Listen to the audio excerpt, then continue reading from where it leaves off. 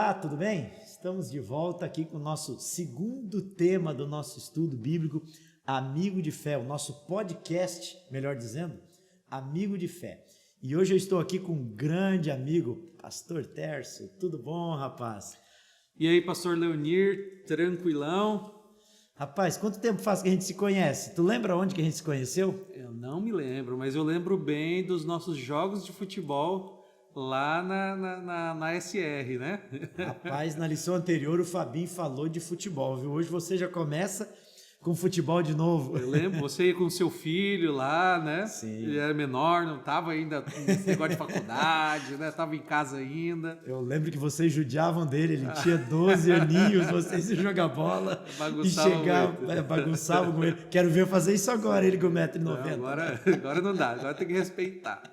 Mas legal. Rapaz, eu lembro que eu estava em Porto Alegre e você veio para o Partenon. Foi 2012. 2012. 2012. Na minha cabeça, você estava vindo do Nordeste, mas você veio de São Paulo, né? Não, vim do Norte. Ah, tu veio do Norte? Belém do Pará. Tu formou na faculdade e foi para Belém do Pará? Fui para Belém do Pará, trabalhei 4 anos lá e o pastor Zanotelli, na época o presidente, me chamou para trabalhar aqui. Como é que é a experiência de trabalhar lá? Cara, fantástico, assim. Eu vou falar para você que foi meu primeiro amor, porque o povo é muito evangelístico, sabe? Eles gostam, a igreja gosta muito de dar estudo bíblico, de fazer séries, campanhas. Então, às vezes, as pessoas estavam fazendo campanha que eu nem sabia. Sério? Entende? E eles só chegavam e falavam para mim, pastor, tem 14 para poder batizar lá. O senhor pode? Quanto batizava lá a região que tu trabalhava num ano, naquela lá? Meu alvo de batismo lá era de 150. Sério? O alvo de batismo. Eu tinha 8 igrejas, né? Então, é um alvo fácil, assim, até. Sempre alcancei os alvos de batismo ali, mas não era algo difícil, não, entende? Sério? O povo é mais fácil. Eu conheço algumas pessoas de Manaus, alguns colegas de Manaus, disseram que em Manaus, cada esquina, cada quadra tem uma igreja com 300, 400 membros, né? Lá Manaus é outro nível. Aí já tá no nível hard, né? Rapaz, mas que legal, viu? Eu tenho... Uma ocasião eu fui convidado para ir para aquela região, eu fiquei com medo, viu? Fiquei com medo do calor e algumas coisas, tinha questão familiar também, não é? E depois passou, não é? E a gente ficou por aqui. E aí você acabou vindo para o sul, não é? Vim para o sul aqui, pegar um pouco de frio. 10 anos já então, 10 anos. Agora, 10 anos, exatamente. Teus meninos nasceram aqui então. Nasceram aqui, são gaúchos, né? São gaúchos. A Sara e o Davi, um tem 5, outro tem 7. Rapaz, da Flora me marcou uma coisa na minha mente. A primeira vez que eu vi a Flora, ela estava fazendo o papel de Ellen White numa programação nos concílios. Nem lembrava mais disso. Eu não sabia quem era ela. Foi a primeira vez que eu vi a Flora, foi aquilo ali. E a baixinha, Ellen White também era baixinha. Isso eu não lembro. Rapaz, mas família é algo especial, né, Tércio? Sim. Tu tem 2 filhos, então. Eu lembro de uma outra ocasião, assim, que me cortou o coração. Juntando você com o pastor Fábio, que foi o que fez o primeiro tema com a gente. Nós estávamos no IACS um dia no refeitório e saiu a tua menina correndo do refeitório. Daqui a pouco veio o filho do Fabinho e veio correndo, e os dois se encontraram, deram um abraço um no outro. E eu fiquei olhando assim. Depois eu soube que os dois eram muito amigos, mas naquela hora eu estava olhando, puxa vida, vai acontecer isso com a minha filha. O meu coração já bateu a dor. Mas família é algo muito especial. E o nosso tema de hoje não é família feliz. Pastor, quem criou esse sistema de família e por que, melhor dizendo, nós sabemos que foi Deus, mas por que Deus criou essa questão de família? Qual a intenção de Deus era? Que intenção Deus tinha com isso? Sabe que nosso Deus é um Deus relacional, né? Então, ele não nos criou de forma separada. Os próprios animais também não foram criados dessa maneira. Quando o Senhor cria tudo, cria o planeta Terra, ele chama Adão e vai lá, o Adão começa aqui a dar o nome, né, para os animais, e ele começa a observar. Tinha sempre um macho, uma fêmea, né? E Adão começa a sentir que também precisava, assim como os animais, ele também teria essa necessidade de ter um par. E Deus é maravilhoso porque ele faz justamente isso. Ele vai fazer um par para o ser humano. No nosso manual, falar com os nossos amigos que estão assistindo, está aqui o manual que você vai ter nas redes sociais, você pode ter ele físico. Se você mora em Sapiranga, é só você entrar em contato com a gente, ou mesmo se você mora em outro local, por aqui, pelo sul, você consegue ter ele físico, e nas nossas redes sociais vai ter o manual do Estudo Bíblico Amigo de Fé, que é do nosso podcast. Você vai ter nas redes sociais, que vai chegar até você com certeza. Não é? E no manual aqui, um dos primeiros temas desse assunto de hoje, né? Família feliz, é esse, né? Não é interessante que Deus chega lá e ele olha para Adão, né? E ele fala, Gênesis capítulo 2, verso 18. Sim. Ele diz o seguinte, olha: então o Senhor Deus declarou: não é bom que o homem esteja só. Farei para ele alguém que o auxilie e corresponda. Eu achei muito interessante ver que Deus, ele planejou isso. Ele viu essa necessidade do ser humano e falou: não, agora o ser humano ele tem uma necessidade e vamos então trazer alguém que esteja junto com ele, alguém que o auxilie, né, para que os dois estejam ali no mesmo patamar, uma vez igualdade. Os alunos, até era um aluno, foi professor do pastor Márcio também, que está com a gente aqui, os alunos, não é na faculdade, querendo matar o tempo, eles perguntaram para o professor assim: professor, sexo no sábado é pecado? Aí o professor respondeu assim: será que Adão e Eva esperaram até chegar o domingo? E não falou nada. Mas que ligação tem sexo com casamento? Você falou aí, eu lembrei do meu professor, né? Aluno sempre faz as mesmas perguntas, né? Fez a mesma coisa, a mesma pergunta, e ele falou assim: bah, aí eu não sei, eu faço. Mas o que tem a ver sexo com casamento? Eu acho interessante que esse momento, né, do ato sexual é justamente é o ápice do casal, do momento do casal, para o que Deus criou o casal. A gente começa a observar nas Escrituras Sagradas, né? Sim. O Senhor, então, ele fazendo essa junção e planejando o homem e a mulher para que eles pudessem ter essa união íntima. Nós fomos criados assim. Deus cria o corpo da mulher, o corpo do homem, e ele já planeja dentro do casamento da forma correta, né, para que o ser humano pudesse ter esse prazer, né, na própria geração de filhos, etc. Então, a gente começa a perceber assim que tudo é planejado por Deus. Até o próprio ato sexual, a palavra planejado por né? Deus também. Às vezes as pessoas perguntam: quando que Deus abençoa o ato sexual? Eu gosto de pensar, e é o que o texto bíblico diz, né? Casamento é casar, né? Uhum. Ou seja, entrelaçar-se ou tornar-se uma só carne, como a Bíblia que assim nos diz. Mas assim, quando que Deus abençoa o início da relação sexual entre o casal? A partir de quando? A partir do casamento. Esse é o plano divino, né? Então, precisa haver o casamento e, em seguida, aí sim que vem o ato sexual. É interessante que, quando a gente vê ali no livro de Ruth, sim. O Senhor fazendo um plano. Ruth, né? Capítulo 4, 9 a 13, né? Exatamente. Fala isso, né? Ele vai contar a história ali de Ruth com Boaz, né? E como que Boaz vem, chama testemunhas para que essas testemunhas pudessem estar ali e perceber que agora a Ruth iria se casar com ele. Então, a gente vê aqui num primeiro elemento importante dentro do casamento que Deus instituiu, que é a parte civil, entende? A parte legal. Então, ali foi convidada as pessoas, as testemunhas, para que pudessem ver. Às vezes, a gente tem a ideia de que o nosso casamento atual, a parte civil do casamento, é simplesmente lá no cartório ou ela acontece lá na festa, né? E a gente tem a visão que o religioso é na igreja.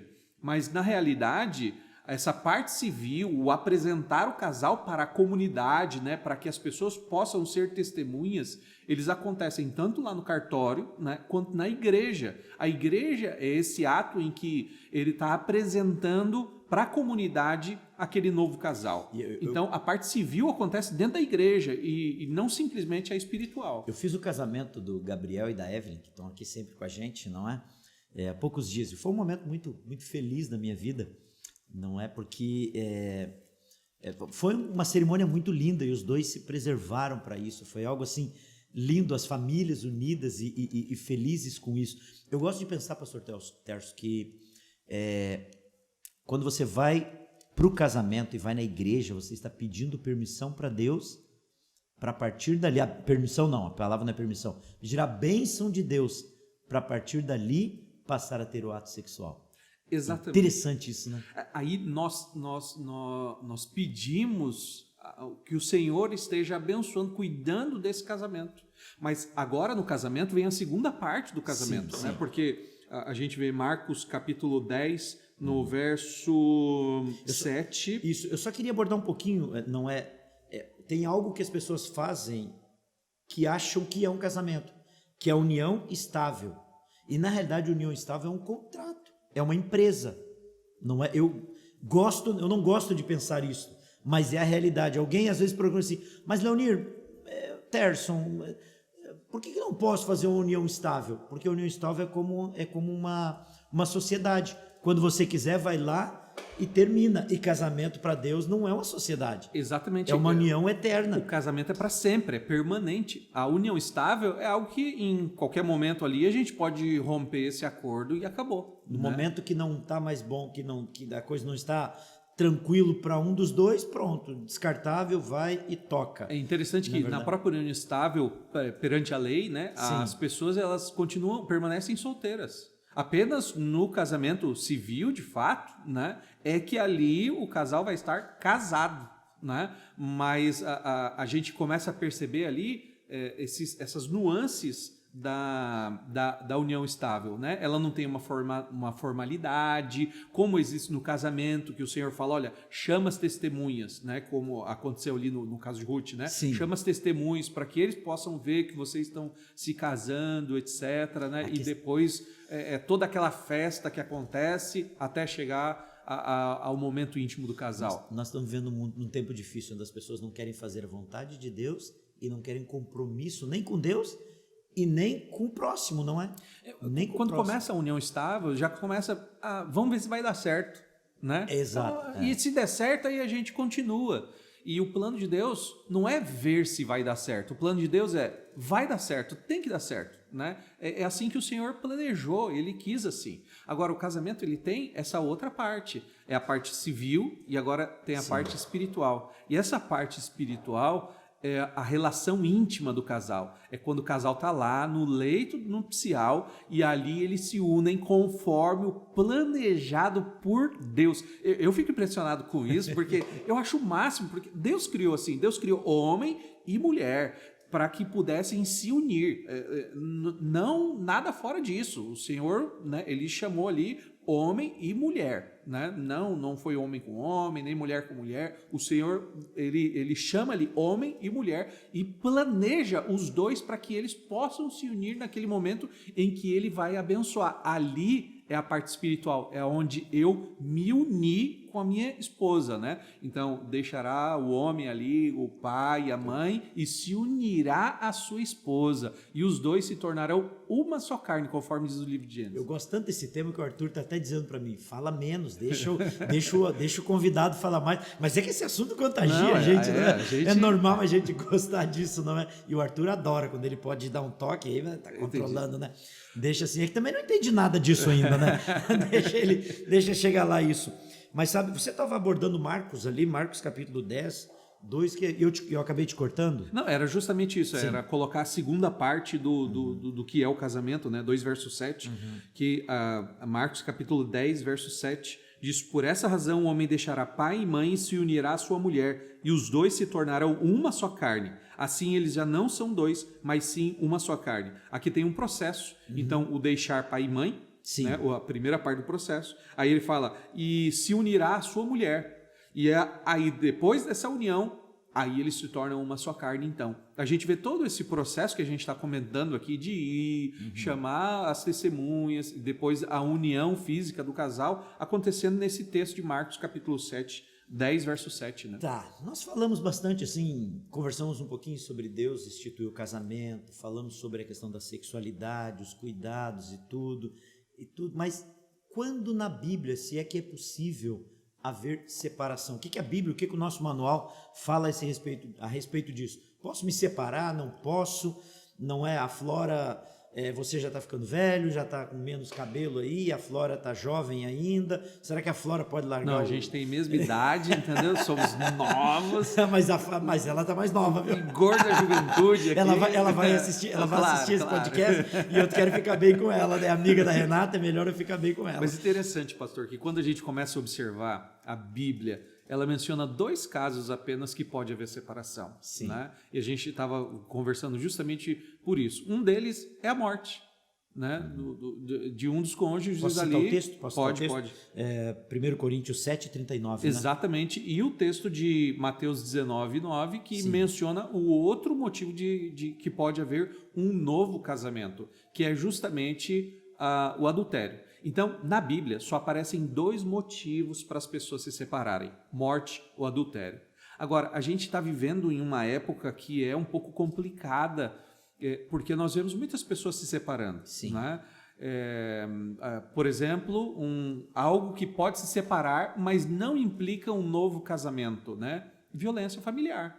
Existem alguns casos, pastor, não sei você, né? Mas às vezes eu chego lá e falo assim, ó, queridos, não dá para vocês ficarem juntos, porque o plano de Deus não está ocorrendo nesse lar. A violência tá aqui. Eu já tive gente que eu falei, você vai entrar no carro comigo, nós vamos na delegacia prestar queixa. Entende? Porque o plano de Deus não está acontecendo. Vocês estão aqui em pé de guerra aqui dentro desse casamento, né? Então, a melhor coisa, se separa. Aqui é duplo, né? Os dois estão errados quando ocorre isso, porque, na realidade, o que usa de violência e o que aceita a violência, porque também o corpo, nós vamos ter um tema mais adiante, sobre o corpo é o templo do Espírito Santo. Se você aceita alguém bater, mutilar no seu corpo, você também está desrespeitando aquilo que Mas Deus é interessante, né? que eu recomendo. Pode haver separação diante desses casos? Sim. Eu acho que sim. Né? Deve haver. Mas não existe permissão bíblica para, diante desses casos, haver novo casamento. Uma pergunta que eu queria, assim, viúvo, quando morre, ou seja, fica viúvo, ok. Um dia desse alguém me fez uma pergunta, pastor, pode casar de novo? E a pergunta estava subentendendo, e no céu, como é que vai ser? Eu vou ter 2? Ou 2 esposas e 2 esposos? É que, na realidade, nós não compreendemos bem no céu como será, né? Nós não temos no céu, não teremos o status familiar que nós temos hoje. Os sentimentos serão diferentes, não é? Exatamente. O céu, essa é um tema os mistérios que a gente vai estudar lá. Exatamente. Né? A gente pode ir longe só nesse questionamento, né? Sim. Porque algumas pessoas argumentam, inclusive, que a respeito disso, que pode haver, inclusive, base para que hajam relacionamentos no céu também. Né? Que tipo de relacionamento que a gente não sabe? Exatamente, esse é o ponto. Como que vai ser tudo não isso? Sabemos. Surpresa! O Senhor está preparando aí grandes coisas para nós. Eu estou estudando o livro Visões do Céu com a igreja, né? E aí a gente está vendo que vai ter coisa maravilhosa que vai acontecer lá no céu e é surpresinha que o Senhor está preparando para a gente lá. Interessante, mas tem a sobremesa da família. Porque é lindo quando o casal... Os 2 casam, uma cerimônia linda, depois um dia junto, cheio de planos, na verdade, mas tem uma sobremesa, o recheio da família, que é os filhos.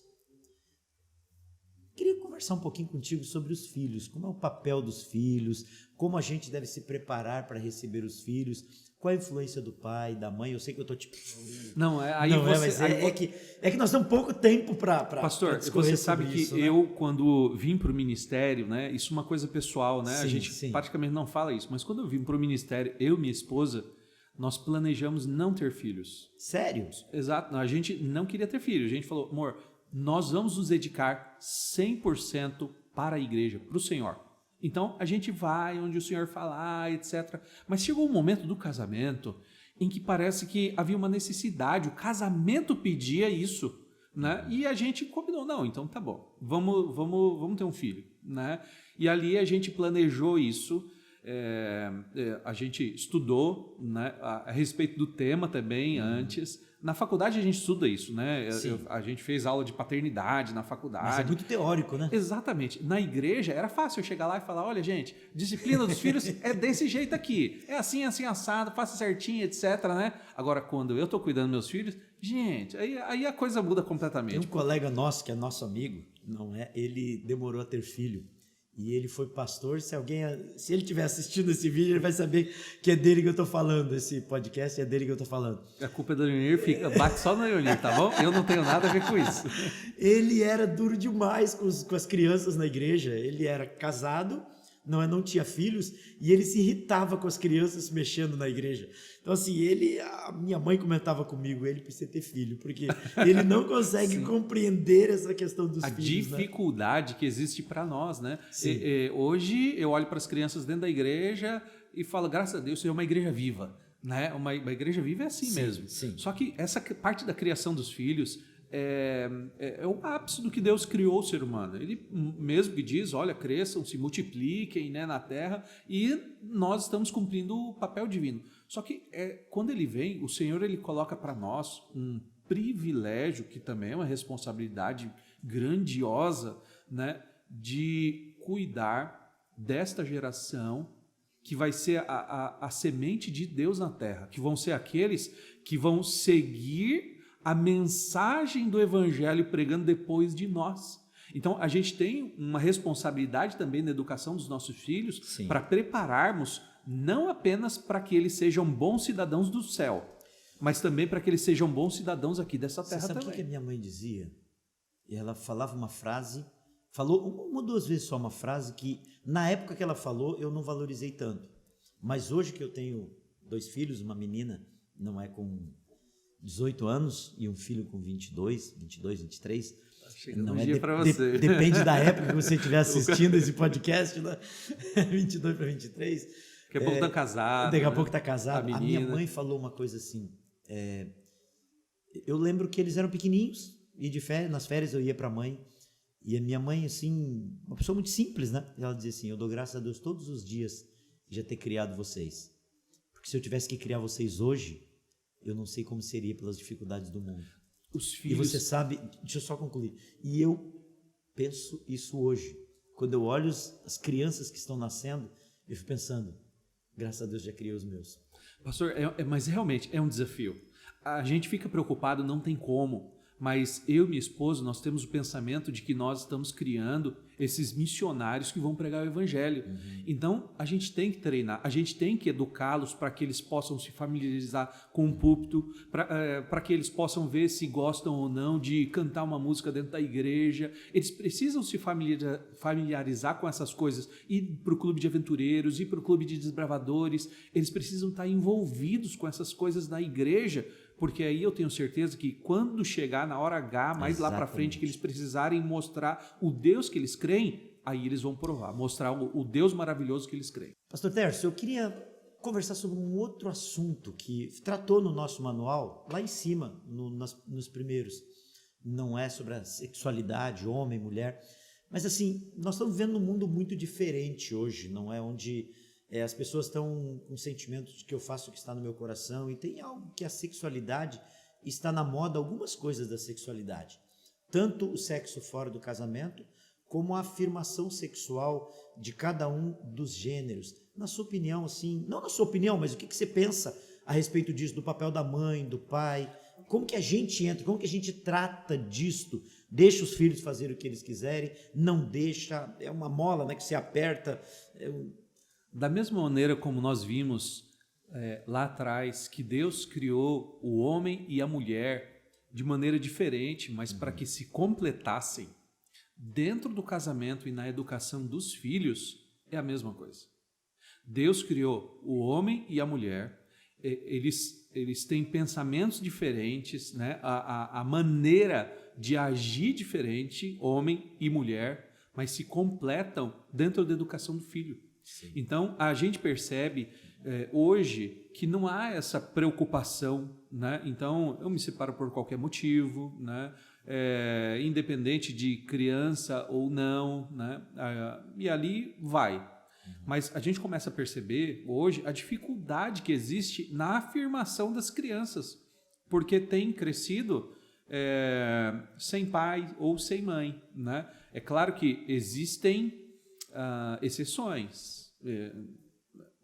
A gente vê isso constantemente, toda né? regra, né? Uma mulher que foi lá, conseguiu criar 10 filhos, né? E fez, e os meninos foram. Mas é necessário haver uma figura paterna e uma figura materna dentro do lar para que a sexualidade da criança possa ser firmada. Sem isso, a gente começa a perceber a nossa sociedade hoje, como que ela está e da maneira como que ela está caminhando, porque nós estamos vendo que está sendo quebrado este momento, né, do pai e mãe. Sabe que eu trabalhei, sempre me preocupei muito com essa questão da sexualidade e sem muito conhecimento eu acabei trabalhando algumas coisas na sexualidade da minha filha. Minha filha, nós fizemos um trato, não é? E depois que ela fez o trato não pôde voltar atrás, que ela ia namorar sério com 17 anos. Eu não tenho utopia que não tenha dado uns beijinhos por aí, não, deixa assim, né? Bom, mas agora tá indo pra rede, né? Agora até ela vai saber. Não é que não me enganava tanto assim. Mas assim, namoro sério mesmo, e eu fiz algumas coisas que eu tinha cuidado de fazer. O papel de namorado. Teve até vez que eu fui no IACS, quando ela estudava lá, levar um buquê de flor para ela, um vaso de flor, convidá-la para almoçar no Dia dos Namorados. Já que ela não tinha, era eu o namorado dela, não é? Mas eu lembro de você indo lá, abrir a porta do carro, né, para ela poder entrar, sair. Eu lembro de você ainda falando, né, para gente, olha, o namorado da minha filha vai ter que me superar muito. Mas por quê? Porque ela foi buscar uma referência. Ela não vai aceitar menos do que ela tinha em casa. E os filhos é a mesma coisa. Eu penso isso. Mas é justamente isso. Agora, se aconteceu um erro no passado da sua família, né, eu acho que você não precisa ficar se preocupando, se martirizando, porque a sua paternidade, né, do seu pai e sua mãe não trataram assim. Porém, você pode fazer diferente com seus filhos. Então, você pode aplicar todo esse conceito que a gente está conversando aqui hoje com eles para que eles possam crescer mais felizes. A gente fica preocupado com a geração atual, né? Mas o que vai ser desses meninos que estão crescendo aqui hoje?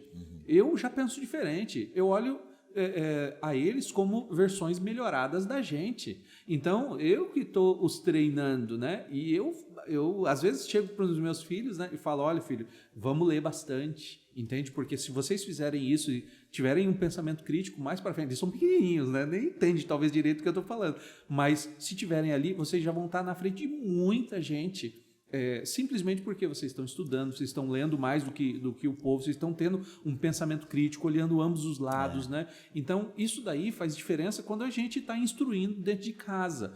Eu posso fazer a diferença apesar de não ter tido um modelo familiar como deveria ter lá na minha infância, né? Então, você pode fazer diferença. Uma vez eu ouvi uma frase, acho que foi o pastor Ayrton Keller falando, uma frase que eu achei linda, mas me cravou no coração.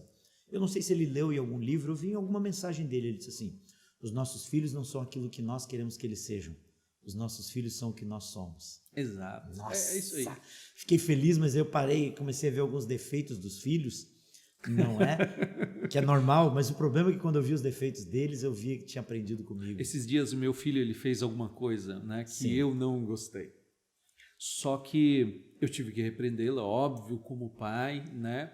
Fui lá, falei para ele qual que era o certo, conversei com ele, a gente sentou, foi lá pro sofá, né? Aí fomos aquele momento da DR, da conversa mesmo, a gente foi bater o papo, mostrei para ele.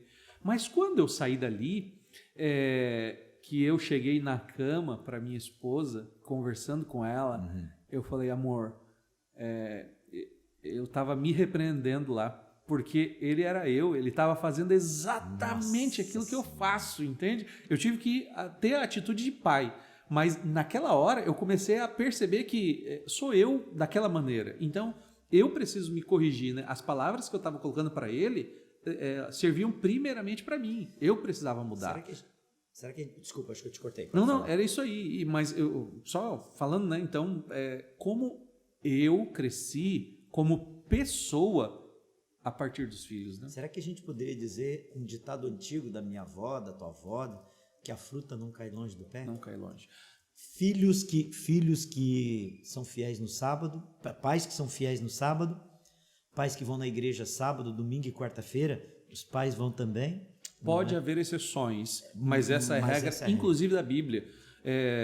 Provérbios 22, se eu não estou enganado, verso 22:6 diz, ensina a criança no caminho que deve andar, né? E até quando for velho não se desviará dele. Essa ideia do ensinar a criança no caminho, esse texto no que deve andar, existe muito debate para saber se está, se não está no texto bíblico, porque ali tem uma dificuldade na tradução deste texto aí. A ideia, a ênfase está, ensine a criança no caminho. Aqui a minha Bíblia NVI, ela tem até uma tradução bem diferente para esse texto, justamente pela dificuldade de conseguir traduzir. Mas a ideia do texto é, ensina a criança no caminho. É porque a ênfase do texto está nisso. Então, eu vou ensinar meus filhos junto com eles no caminho correto, entende? Às vezes a gente pensa que, não, eu vou só falar para ele como que deve fazer e ele vai seguir a vida dele, né? Faço o que eu digo, mas não faço o que eu faço. E tem muita gente que fala isso, faço o que eu digo, não faço o que eu faço. A Bíblia, ela não favorece esse tipo de argumentação. É o seguinte, você tem que educar o seu filho num caminho, sendo o exemplo dele. E aí, quando ele for velho, ele vai se lembrar do pai. E como o pai e a mãe foram fiéis também no caminho. E por isso que ele não vai se desviar. Porque ele vai lembrar do exemplo que ele teve lá dentro de casa. Essa é a ideia do texto bíblico. Pastor Terson, meu amigo de fé. Nós somos tão amigos de fé que você tem 2 filhos, um casalzinho, o Davi e a Sara. Manda um abraço para eles. Então aí, filhotes, né? Eles gostam de ver ali, né? Deus abençoe vocês, viu? Que continuem crescendo assim em sabedoria, estatura e graça e sendo pessoas maravilhosas como vocês já são, viu? Vocês dão muito orgulho pro papai. Eu também tenho meus 2 filhinhos, o Luquinhas e a Luaninha. Para aqueles que conhecem, sabem que não são tão inho assim. Mas, pastor Terson, o que esta fé que nós temos, que é cuidar da família, não é? Eu já estou num estágio dos filhos maiores do que o teu. O que isso tem contribuído para a tua felicidade?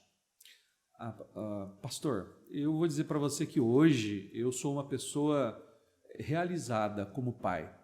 Eu cheguei para minha esposa há um tempo atrás, né? E falei para ela, amor, eu nasci para ser pai.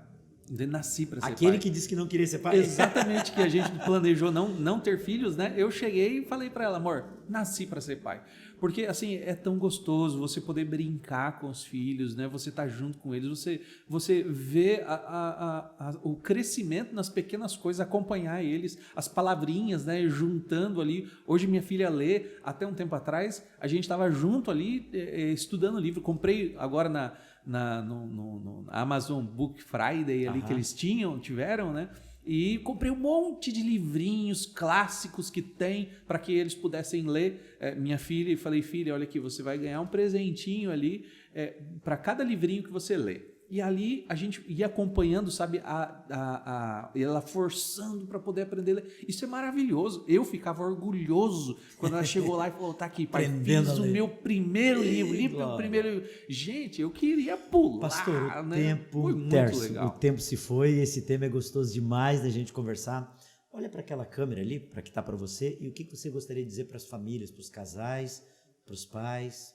O que você gostaria de deixar como última mensagem para eles? Amigos, o casamento é uma bênção de Deus quando ele é feito da maneira que o Senhor planejou para a gente.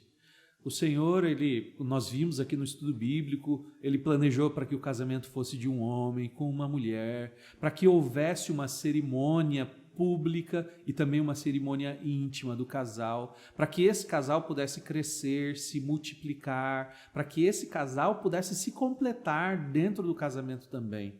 Se você seguir esse plano bíblico, eu tenho certeza de que você vai ser feliz na sua vida. Então, que Deus esteja abençoando você em suas decisões, nos seus planos. Talvez esteja falando aqui para um jovem que ainda está pensando lá na frente em formar uma família. Esse é o caminho. Essas são as dicas da Bíblia para você. Talvez você já seja casado ali, já há um tempo, né?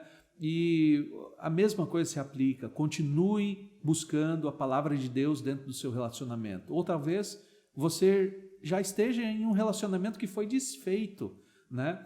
E eu posso dizer para você, continue confiando no Senhor, porque Ele vai cuidar de você mesmo da maneira como você está. Mas nós não podemos abandonar o Senhor. E lá no céu vai estar tudo resolvido. O Senhor vai cuidar da gente, agora nós vamos ser felizes para sempre ao lado do Senhor. Resumo de tudo é, permaneça com Ele.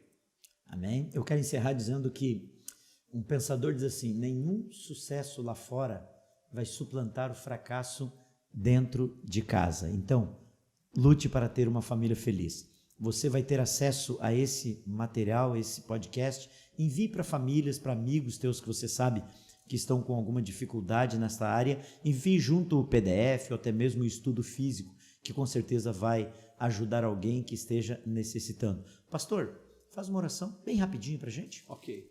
Feche seus olhos, pense em Deus. Vamos falar com Ele. Senhor, nosso Deus e Pai maravilhoso, Senhor, eu fico empolgado ao tratar de um tema assim, de algo que o Senhor mesmo planejou para a felicidade do ser humano. Amém. Muito obrigado, Pai, porque o Senhor pensou em nós nos mínimos detalhes. Agora, Senhor, eu quero lhe pedir que Tu possa estar abençoando a cada um que está ouvindo, vendo esse estudo bíblico neste momento, que o Senhor possa alcançá-lo, trazer a Tua paz e a Tua bênção a estas pessoas. É o que te oramos, em nome de Jesus Cristo. Amém. Amém. Pastor Terson, muito obrigado, um abraço para o seu povo, para a sua família, e essa xícarazinha vai para sua casa. Muito obrigado, prazer é meu, viu? Lembrança do nosso momento, que eu quero agradecer aos meninos que estão aqui, Arthur, Gabriel, Luan, que são o nosso apoio técnico aqui, que viabilizam tudo que nós temos aqui. E você, aproveite, divulgue esse vídeo, divulgue esse podcast, para que mais pessoas possam ser felizes na sua família. E até a próxima. Tamo junto.